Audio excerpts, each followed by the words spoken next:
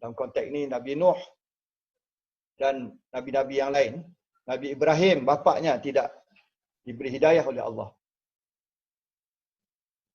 Yang keempat, penolong sebenarnya bagi manusia ialah Allah, bukan kepada alat dan kecanggihan kebendaan.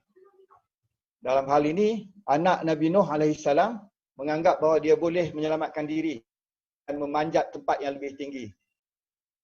Sampai ke kemuncak jangkaannya, dia akan selamat daripada banjir besar yang datang. Jadi pengharapannya ialah kepada gunung ganang, alat benda yang boleh disaksikan, atau dengan lain perkataan, harapannya kepada makhluk. Hakikat sebenarnya yang berkuasa memelihara, menjaga ialah Allah SWT. Jadi penolong sebenarnya bagi manusia ialah Allah, bukan segala macam alat, sekalipun alat itu alat-alat yang canggih. Seperti kita menghadapi wabak ini, sebenarnya yang mendatangkan, yang menghilangkannya, semuanya adalah Allah SWT. Kita hanya berusaha apa yang berdaya dengan kebolehan dan kemampuan kita yang terbatas. Yang kelima, seluruh makhluk berada di bawah kuasa mutlak Allah. Mereka tunduk dan sedia menerima perintah tanpa membantah, kecuali manusia ini sering membantah. Seperti dalam ayat ini, Allah SWT memerintah bumi menyemburkan airnya, maka dia menyembur semau-maunya, dan memerintahkan langit untuk menurunkan hujan, maka dia menurunkan hujan seperti yang diperintahkan.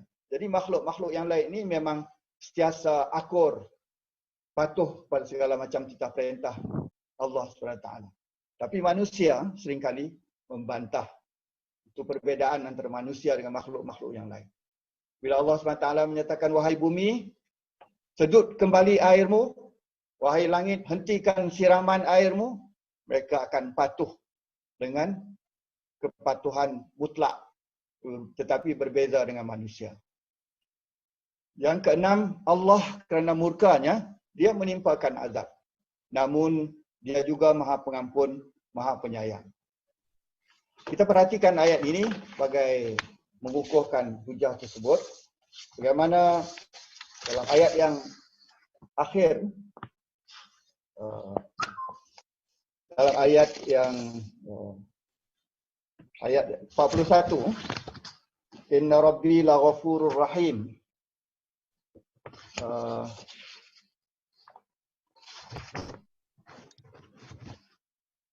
Kemudian ayat 43, la asimal yawm min amrillah illa man rahim. Jadi ayat ini kalau kita perhatikan menyebut tentang Allah yang Maha Pengampun, yang Maha Pengasih, yang Maha Penyayang. Walaupun dalam peristiwa ini ialah bencana yang ditimpakan ke atas umat Nabi Nuh. Jadi di samping menjelaskan tentang azabnya dan kemurkaannya, dia juga menjelaskan bahawa dia adalah Tuhan yang Maha Pengampun, yang Maha Penyayang. Jadi itulah sekala ringkas 4 ayat dari surah Hud dan pengajaran-pengajaran yang dapat disaring daripada ayat-ayat ini. Mudah-mudahan memberi manfaat kepada kita semua. Cuma saya ingin menambahkan di tempat-tempat lain, ada juga ayat-ayat yang berbunyi. Misalnya, wa inna rabbaka lazu maghfirah linnasi ala zulmihim wa inna rabbaka lasyadidul iqab. Ayat itu menjelaskan Allah itu Maha Pengampun dan Allah juga menyediakan seksaan yang pedih. Jadi selalu kita akan dapati dalam ayat-ayat itu diterangkan tentang azab dan dijelaskan juga tentang sifat Allah yang Maha Pengampun lagi Maha Penyayang. Wallahu a'lam. Assalamualaikum warahmatullahi wabarakatuh. Waalaikumsalam warahmatullahi wabarakatuh. Terima kasih Cikgu Alim. Tadabbur surah Al-Hud ayat 41-44 sambungan daripada 2 minggu yang lepas. Kita beri sedikit masa lah kalau ada tambahan daripada rakan-rakan atau persoalan. Jumpa kalau Ustaz Ismail, Cikgu. Ada tambahan Ustaz? Okey, Assalamualaikum. Bacaannya mana ada Nuhu ibnahu. Mana ada Nuhu ibnahu. Mana ada Nuhu nibnahu. Mana satu yang betul? Jadi ada nun kecil tu. Ada nun kecil betul. Ya. Kalau Nada Nuhu nibnahu. Itu yang betul. Kalau asal lah, kalau bakaf tak apa, macam Cik Alim baca. Kalau asal nun kecil itu. Itu aja. Terima kasih. Terima kasih Ustaz Ismail. Ada tambahan lain? Assalamualaikum. Anda nak tambah sikit. Kalau kali ini dalam surah Hud yang telah 4 minggu kita lalui ini, lebih kepada bahagian 4 ni perjalanan bahtera Nabi Allah Nuh ya. Dan yang anda nak tambah 4 perkara lah, walaupun ada yang telah pun disentuh oleh Ustaz Halim, Dr. Halim, Cikgu Halim tadi. Yang pertamanya ialah tentang urusan menaiki kenderaan, menaiki bahtera. Dalam konteks ini memanglah bahtera yang dibina untuk membawa mereka yang untuk pengikut yang beriman ini diperintah oleh Nabi Nuh untuk menyebut nama Allah, untuk berdoa dan menyebut nama Allah, dan dengan harapan ada satu macam signal bahawa daya kekuatan manusia tidak ada di sini. Cuma yang ada ialah kekuatan dan daya Allah SWT sahaja. Itu yang pertama lah. Yang keduanya ialah tentang perjalanan bahtera itu melalui satu perjalanan yang berisiko. Yang ini merupakan satu perjalanan yang bersejarah, ya. Dan dengan kuasa dan rahmat Allah SWT, akhirnya bahtera itu berlabuh dengan selamatnya. Jadi yang ada dalam bahtera tersebut ialah mereka yang berupa segelintir orang-orang yang beriman, yang core, yang berjihad, yang sanggup melalui rintangan dan kerumitan, dan insya-Allah alhamdulillah dengan rahmat Allah mereka berjaya. Okay. Dan yang ketiganya adalah bab seperti mana yang Ustaz Cikgu Halim sebut tadi itu, bahawa soal iman dan hidayah ini adalah ketentuan Allah. Walaupun anak pun, tapi kalau Allah kata tidak, maka anak tidak akan dapat menerima hidayah Allah. Dan yang keempatnya ialah anak tidak mengamalkan perkara ini, ya. Ada tentang doa lah. Yang pertama tadi itu ialah doa naik kenderaan, tapi yang khusus kat sini ialah doa naik kenderaan air, ya, perahu ke kapal ke. Yang tadi Bismillah Malikir Rahman Ar-Rahim, Bismillah Majriha wa Mursaha, Inna Rabbi Laghafurur Rahim. Ini doa naik kenderaan berair, ya, perahu ke kapal ke. Dan yang kedua ni ialah tentang doa nak surutkan air banjir. Ini ayat yang 44 tu ya. Jadi tapi seperti yang anda sebut tadi, ini kita anda pun tak mengamalkan perkara ni. Tapi ini antara doa yang untuk kita, kalau ada air banjir, maka doa untuk surutkan air dan membentikan air yang turun daripada langit. Wallahu a'lam. Terima kasih tambahan pada Haji Yunus. Saya jemput kalau ada tambahan lain atau komen daripada Cikgu Alim sendiri, silakan. Ada satu hadis Rasulullah SAW yang berbunyi, qala amana ummati idza raqibu fis sufun, akan selamat umatku bila menaiki kapal, ayyaqulu bismillahil mulk. Itu satu hadis Rasulullah SAW, doa yang diajar supaya tak tenggelam semasa menaiki kapal. Sebagai tambahan je lah. Saudara Amir, ada? Assalamualaikum. Mana suka tengok ayat Quran ni nak relate pada management sebenarnya. Pengurusan sekarang lah. Pengurusan sekarang dan semasa bertugas dengan Kak Wan dulu memang terlibat dengan Naduma kan. Pengurusan bencana, jawatankuasa bencana dan sebagainya.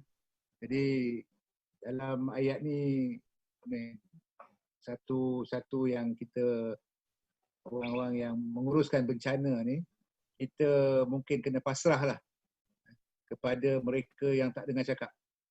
Kerana dalam kita menguruskan bencana, tak kisahlah bencana dari segi angin ribut, dari dari segi banjir besar, dan sekarang ni COVID pula. Bukan semua orang yang akan sama-sama berpendirian yang sama. Kadang-kadang masa banjir besar, kita tak bagi dia orang main sampan, dia orang main sampan. Dan orang-orang ni lah yang akhirnya seorang dua yang hilang. Dan yang kita jumpa ialah mayat mereka.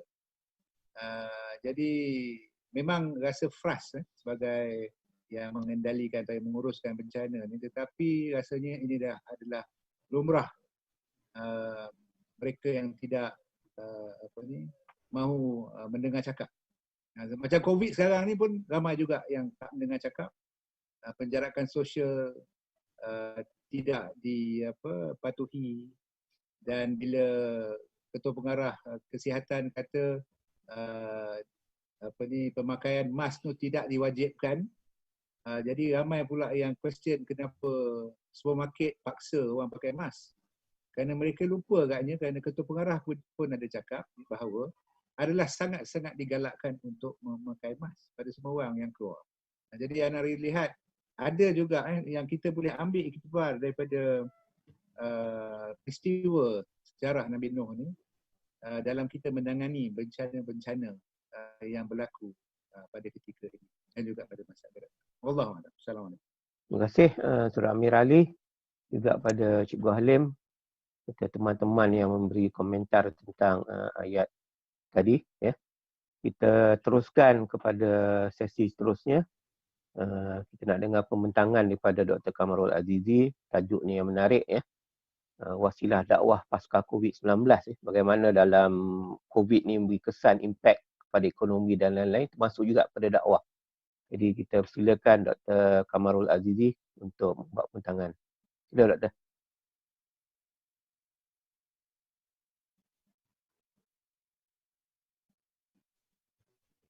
Terima kasih Cikgu Halim. Saya dah sharekan saya punya slide. So, boleh nampak ke? InsyaAllah. Okey, Alhamdulillah. Saya akan guna slide ni dan hopefully dalam 15 minit kot dia boleh habis kot. So, tajuk yang anda pilih ialah wasilah dakwah waqf. Kita mula dengan Bismillahirrahmanirrahim. Tadi baru cakap saya kena mula dengan Bismillah. Alhamdulillah Rabbil Alamin, wassalatu wassalamu ala syafil anbiya wal mursalin wa ala alihi wa sahbihi ajma'in. Jadi ini adalah satu cadangan, ya, bukannya ianya satu yang hardcore ke apakah. Ini satu cadangan yang anda fikirkan semasa Presiden kita minta kepada ilmuwan semua memikirkan apa yang patutnya terjadi terhadap dakwah. Jadi anda ucapkan terima kasihlah kepada Presiden. Alamak, gambar pun tak nampak.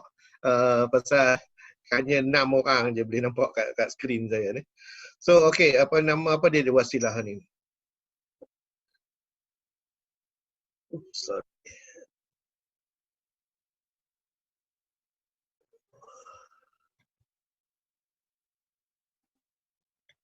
Okey, jadi ini adalah agenda naratif yang anda akan sampaikan. Ini pertama, anda akan cuba explain apa dia ciri-ciri norma baru ataupun sahabat-sahabat kita lebih suka rasmi baru, ya. Tapi tak apalah, anda guna term yang biasa digunakan. Jadi kita dapati ada perubahan, ya. Ada perubahan, ya. Jadi apakah strategi kita bila melihat kepada norma baru ni, kerana tahu saja tak cukup, ya. So we need to go beyond that, ya, especially untuk dakwah kita. Dan anda cadangkan satu pelan tindakan, dan kalau kita bersetuju kita boleh laksanakan, sertakan rancak juga supaya kita boleh laksanakan sepenuhnya. So ini adalah cadangan daripada Pulau Pinang lah untuk dakwah kita. So dalam Al-Quran sendiri pun adalah Islam PKP, dan minta maaf lah kalau apa yang anda letak ni tak boleh terima lah. So ini pandangan anda, ya, wallahualam. Pertama kita tengok, ya, kita baru baca pasal Nabi Nuh tadi, Nabi Nuh alaihissalam. Jadi kita dapati bahawa PKP dia ialah dalam kapal tu, ya, binatang tanpa isteri dan anak, ya, dan juga orang beriman saja, ya, duduk kat kapal tu. Dan tak diceritakanlah berapa lama, walaupun Allah menceritakan, ya, berapa lama Nabi Nuh alaihissalam berdakwah. Tetapi dia tak cerita berapa lama duduk atas kapal tu dan lepas dia turun Ada tu. sebut So 150 Syekh. 150 berapa? hari. 150. 150 hari. Okey, Ya, minta ya. maaf lah anak termiss itu. So alhamdulillah Ustaz Yunus dah beritahu je 150 hari, jadi depa PKP jugalah mengikut pandangan lah menggunakan istilah PKP tersebut. Begitu juga dengan Nabi Musa. Nabi Musa PKP dia dekat di Madian bersama Nabi Syuaib dan tanpa bersama ibu bapa dan keluarga asal dan juga Firaun. Dan begitu juga Nabi Nuh alaihi salam. Kita dapati dia PKP seorang dia langsung dalam ikan. Cuma kita lihat dalam kesemua-semua PKP dalam Al-Quran ni pun ada juga lagi satu lagi PKP, iaitu Nabi Yusuf alaihi salam. Kalau kita kata PKP dia daripada keluarga dia, dan Nabi Ayub juga daripada keluarga dia apabila dia sakit. So kita dapati ini semua adalah PKP yang dalam Al-Quran ya. Jadi apakah dia ciri-ciri norma baharu ni atau rasmi baharu ni ya? Jadi kita perlu faham ya, mengadui dalam dakwah yang kita nak bincangkan ni. Apa yang kita lihat ialah ekosistem dakwah ni akan terbentuk oleh tabiat dan peraturan baru ya, berasaskan interaksi kurang sentuhan. Anda gunakan term kurang sentuhan ya, kerana kebanyakan di barat dia suka yang ni ya, dia panggil low touch ya. So anda nak guna tak tukar bahasa Melayu masih tak ada masalah nak fikir lagi. So anda guna kurang sentuhan, rapat dan sekatan kebersihan. Jadi itu adalah norma dia. Sama ada kita nak terima ke tak terima ke, dunia memang dah terima yang tu. So pencetus terbaru ini akan berubah. Bagaimana kita makan, bagaimana kita kerja, mana membeli belak, bersenam, mengurus kesihatan kita, sosial kita. Actually the whole life kita akan berubah ya, oleh kerana apa orang kata norma baru ni.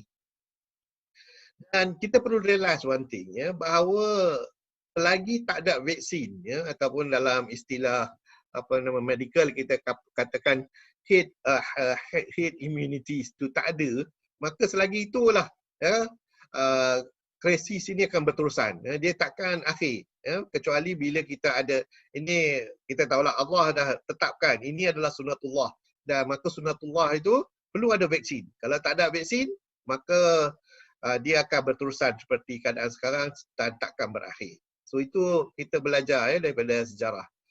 Dan apa dia ciri-ciri norma baru ni? Ana just nak senaraikan ya, penggunaan pencuci tangan. So sekarang ni kalau boleh semua tempat mesti ada tempat pencuci tangan. Dan semua digalakkan duduk di rumah ya, rather than keluar. Kebersihan menjadi arahan yang baru ya, kita mesti bersih dan menjaga kebersihan. Dan penjarakan sosial mesti ada ya. Satu contoh je lah 1 meter ya di atas satu sama lain. Jadi kerajaan Malaysia yang ada sekarang ni pun telah bubuh senarai dia ya, mengamalkan langkah-langkah kebersihan, menggalakkan amalan kebersihan yang tinggi, mengamalkan amalan pencegahan jangkitan, menggalakkan sebarang bentuk perhimpunan. So yang ini semua kita dah tahulah. So that is the norm. Itu dah norm kita, dan kita nampak bahawa at least 2-3 tahun ya, mengikut ahli-ahli sains yang medical science sekarang ni, vaksin hanya kita akan boleh jumpa dalam masa setahun lebih. Itu pun dia akan bagi dekat negara-negara maju dulu, kemudian baru bagi kita. Kita ni oleh last kerana kita tak pernah buat kajian mengenai ini. So perangai ini akan menjadi tabiat pergaulan semasa. So kita kena accept this reality bahawa perkara yang disebutkan tadi adalah menjadi tabiat, dan yang bukanlah ianya satu yang asing lagi pada kita pada masa depan.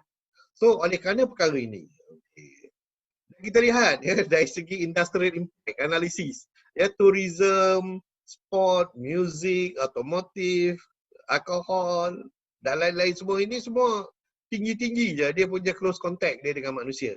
Cuma soalan anda selalunya ialah bagaimana dengan masjid? Masjid pun boleh masuk dalam kategori ini ya, boleh masuk dalam kategori ini. Cuma how far can we trust orang yang pergi masjid ni? Adakah mereka ni orang kata lebih baik daripada orang yang pergi sport, tengok bola apa semua, ataupun yang pergi duduk kat kelab malam dengan muzik-muzik? Al-Quran kata mereka tak sama. Mereka berbeza. Tetapi nampaknya belum lagi lah. Orang yang lain semua dah free dah. Cuma masjid je tak boleh pergi. Wallahu'alam. So maklumat kini dan dulu memang nampak dengan jelas ya, bahawa daripada lesson, daripada history menunjukkan dia akan berlaku macam Spanish flu ya, yang hampir sama dengan apa yang berlaku sekarang ni. Dia ada dia punya time dia akan berlaku lagi sekali. Ya. Dia akan berlaku lagi sekali. Jadi dia daripada sejarah. Jadi kalau kita belajar dari sejarah, maka perkara ni akan berulang. So nak travel lagi dah tak boleh lah. Jangan fikirlah nak travel jauh-jauh apa semua ni. So kita duduk rumah ya. Mujurlah ada Zoom ni. Kalau tidak, langsunglah masing-masing duduk rumah masing-masing aja. Okay, so now anda nak cadangkan satu wasilah alam maya. Ini adalah satu wasilah baru. Walaupun kita dah lama dah bercakap mengenai ini. Presiden kita dah cakap, bilalah siapalah yang nak cari jalan untuk kita menghadapi cyber trooper apa semua ni. Tapi so far nampak, tak tahulah kok ada tanpa kita berbincang dalam kita punya usrah. So since tak ada orang nak start, anda cuba start lah. Ya. Iaitu wasilah dalam alam maya. So apa dia strategi kita? Anda akan terus loncat strategi. Tak ada dah nak cerita falsafah apa semua tu, tak penting. Bagi anda, yang itu biar orang lain buat. Yang itu adalah bagi anda lebih praktikal. Anda suka amali. So apa strategi yang pilihan kita? Pertama, perlu adanya pelombongan data. Data mining. Kita perlu dapatkan maklumat daripada media sosial, terutama Facebook, Twitter, WhatsApp, blog dan web page. Adakah ini satu perkara yang baru? Tak ada. Semua orang boleh buat. Sesiapa yang tahu programming, tahu buat coding, dia boleh buat ni pelombongan data ni. Cuma dia nak buat untuk dakwah atau tidak, itu another question yang kita kena tanya diri kita dan juga kepada apa orang kata ahli-ahli kita. Kedua ialah apa yang anda panggil sebagai pembayangan data besar. Bila kita dah kumpul semua data yang banyak ni daripada Facebook, Twitter, WhatsApp, blog dan web page ni, apa yang kita nak lakukan? Macam mana kita nak kumpulkan? Jadi kita kena kumpulkan, kita susun maklumat data yang diperolehi, mungkin dalam bentuk database atau apa-apa. Again, yang ini sahabat-sahabat kita dalam wadah ni ramai yang pakar dalam bidang ni. Okey? Dan kita buat ni secara automatik, bukannya secara manual ke, banyak paper nak gunakan.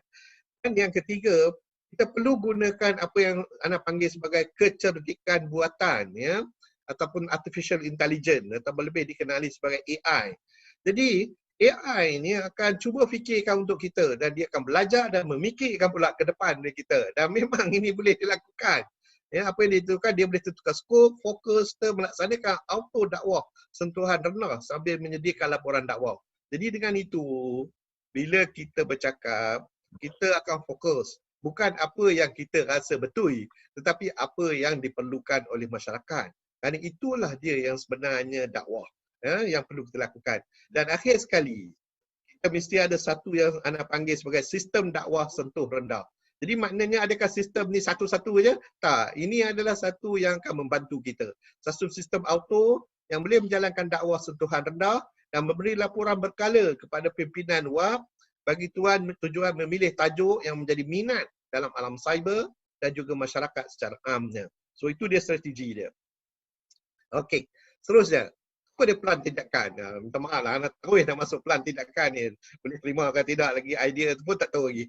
Okey, so plan tindakan. Bulan Mei, kita sediakan pelombongan data ni. Kita minta somebody untuk menyediakan coding untuk perkara ni. Pada bulan Jun, sepatutnya semua ni berjalan at the same time, tapi just nak bagi deadline kita sediakan pembayangan data besar. Kita minta seorang sahabat kita menyusun maklumat-maklumat data yang akan dikumpulkan pada bulan Mei tersebut dan kita gunakan mula dengan dakwah sentuhan rendah ini. Pada bulan Julai, kita minta seorang sahabat yang pakar dalam AI, artificial intelligence ini, dan dia akan cuba gunakan data-data yang banyak tadi dan dia akan cuba saringkan supaya boleh kita gunakan sepenuhnya. Dan adakah ini mustahil? Tak mustahil. Dan akhirnya, orang akan tengok secara keseluruhan sistem dakwah ini, sistem auto yang boleh menjalankan dakwah sentuhan rendah dan memberi laporan, terutama kepada pimpinan WAP dan juga kepada kita yang sedang berdakwah. Dan ada ke satu contoh yang nak buat ni semua? Yes, ada. Kalau siapa yang biasa dengan Tumblr, kita panggil sebagai Tumblr. Tumblr ni dia scan seluruh dunia punya artikel dan daripada situ dia pilih mana. Kalau macam dia tengok, Kak Marul ni suka mengenai bola, habis semua artikel dalam dunia ni mengenai bola dia bagi kat Ana. Adakah Ana minta kat dia? Tak. Dia boleh buat kajian dia punya artificial intelligence akan kaji, oh rupanya Ana minat bidang tu. So dia fokuskan Ana pada bidang tu. So maknanya kalau mereka boleh buat, orang kafir laknatullah ni boleh buat, pasal apa kita tak boleh buat? Okay, so itu yang Ana punya pandangan. So our team, ini cadangan Ana. So janganlah siapa-siapa yang terkena nampak nama dia, gambar dia nanti, ni macam ada Kamarul decide dia. Tak ada. Ana ada buat profil hantar punya apa orang kata latar belakang, dan berdasarkan kepada profil latar belakang tu yang berada daripada internet. Jadi Ana ambil juga daripada internet, study profil latar belakang sahabat-sahabat kita ni, dan Ana rasa mereka boleh buat, cuma matter of Ana nak buat, Ana tak nak buat, ataupun Ana ada benda-benda lain. Wallahualam. So yang pertama ialah tim ini ialah pelombongan data. Tak payah sebut nama dia, tu gambar dia ada kat situ. Jadi tujuan dia akan cuba extract data daripada Facebook, Twitter, WhatsApp, blog, webpage dan lain-lain lagi. Dan yang kedua ialah bayangan data. Data yang besar, yang banyak ni dia akan susun balik. Ni Ana nak tunjuk ni semua orang wadah ni. Ni orang kuat wadah semua ni. Bukan calang-calang ni orang ni. Ada respect daripada semua ni. Okey. Dan ini untuk kejerikan perbuatan, dia pula akan buat pilihan-pilihan daripada rojak tu, dia pilih mana yang kita nak. Dan akhir sekali Ana rasa bolehlah, ini adalah maha guru kita di wadah ni. Dia akan jadi controller semua sistem dakwah sentuhan ini. Kumpulkan semua dan feedback kepada Ustaz Alim ke. Besok nak bagi, sekarang ni kita duk ikut ayat ayat dalam Quran. Tetapi mungkin badui ni yang penting lagi. Di mana dia akan identify, oh kali ni kita tak bincang pasal tu, kita bincang pasal ayat-ayat ni. Jadi nampak very fokus dan jelas dan akan membantu dalam dakwah. Itu cadangan Ana lah. So, saya nak bagi quickly, apa dia pelombongan data ni? Ana bagi laju je ni. Ini pun detail dia, orang yang bidang dia akan tahulah. Kita akan membangun dan cari coding perisian, kita buat perbandingan dan membilang, kita simpan di lokasi yang lain, dan kita buat pelombongan secara auto. Semuanya automatik. Kita hanya tak perlu pun. Tak perlu pun beli komputer pun. Kita boleh guna cloud. Sekarang ni cloud. Lama. Percuma je. So, and then contohnya how search engine work. Kalau kita perhatikan crawling, indexing dan banking. Yang ini saya ingat apa orang kata pakar yang Anas identify tu dia memang duduk kerja benda ni. Okay. So, and then pembayangan data besar. Dia kalau daripada pelombongan data tadi, maka dia akan masukkan dalam data besar dan dia akan cuba supaya senang nak baca data besar ni. Bukanlah ia ada satu yang wah pening nak tengok. Tak ada, dia akan buat ni. Maknanya dia masukkan semuanya, dikumpulkan dengan tersusun dengan baik. Dan pakar kita yang Ana sebutkan tadi, senaraikan tu memang kerja dia yang inilah. Cuma nak minta convince dia, tolonglah jemaah. Itu saja. Okay. And then yang kecerdikan perbuatan, Ana bertunjukkan sebagai satu manusia, dia akan ambil kumpulan data tersebut, dia akan cari platform di mana dia akan pilih yang mana yang penting, mana yang tak penting. Dan dia akan simpan dan beri jawapan kalau ada soalan, dan kemudian dia akan maklumkan daripada data-data itu kepada pimpinan kita, wadah dan juga wadah negeri dan pusat, supaya mereka boleh ambil tindakan terhadap perkara-perkara ini. Sama ada cyber trooper ke ataupun siapa juga. Okey. Sistem secara keseluruhan maha guru kita, so dia akan control the whole system ni dan pengembangan data akan feed pada dia, pembangunan data besar pun akan feed kepada dia, dan kecerdaan buatan pun akan feed in kepada dia semuanya. So yang ini makna kita akan dapat, ini ada dua gambar. Satu gambar ada wire-wire, satu gambar tak ada wire. Yang tak ada wire tu adalah kita punya conventional dakwah. Yang ada wire-wire itu adalah apa yang Ana panggil sebagai dakwah maya ni. So hopefully dengan itu kita boleh buat satu di mana kita boleh access sampling dulu, kita buat dengan access to them, dan kita buat population dan kita buat secara generalize. Itu adalah typical proses yang kita boleh buat. Okay, so sekarang apa nak buat ni? Ini orang Pulau Pinang ni suggestion. Penting untuk kita melabur dalam media sosial ni. Satu pilihan bagi memastikan dakwah berjalan dengan lancar dan efektif pasca COVID-19 ini. Bagaimana yang kita ketahui dalam surah dalam diriwayatkan oleh Bukhari, Tirmizi, Ahmad dan Ibn daripada Abdullah bin Amr. Sesungguhnya Nabi SAW telah bersabda, sampaikan dariku walaupun sepotong ayat. dan tidak mengapa mengambil sesuatu daripada Bani Israel. Pasal mereka dah mula jalan ni, kita tak buat lagi. Tetapi siapa yang berdusta di atas namaku secara sengaja, maka tersedialah tempat duduknya daripada neraka. So ini adalah apa yang daripada hadis, dan tak ada masalah untuk kita mengambil daripada orang lain. So ini adalah Wak Pulau Pinang punya suggestion. Sebelum anak habis, anak penting untuk kita faham, ya, dakwah di dunia maya ni tak sama dibanding dengan dakwah di dunia nyata. Kerana di dunia nyata kita boleh nampak orang tu dan kita boleh melihatnya secara kontak mata, dan berbeza ya bila kita berdepan dengan maya.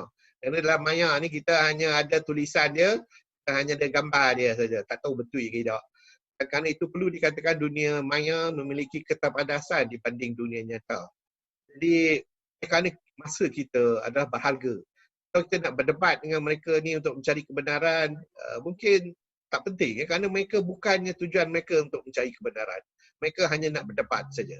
So, kalau kita tengok yang menyerang Islam di internet, janganlah terburu-buru untuk kita berdebat, kerana itulah yang mereka ingin. Biarkan mereka kalau mereka ada lebih-lebih sangat. So, bila kita boleh komen apa pun di internet, maka kita hanya ada dua pilihan. Bila kita tak suka, kita baca dan amalkan. Bila kita suka, kalau kita tak suka, kita tutup sajalah. Senang saja. So, tapi dalam pada itu, fikirlah ya mengenai cadangan Ana ni. Kalau boleh kita buat, Ana rasa ianya akan mengubah kita. So, itu saja. Wabillahi taufiq wal hidayah. Assalamualaikum warahmatullahi wabarakatuh. Waalaikumsalam warahmatullahi wabarakatuh. Terima kasih Dr. Kamarul, pembentangan yang menarik sekali.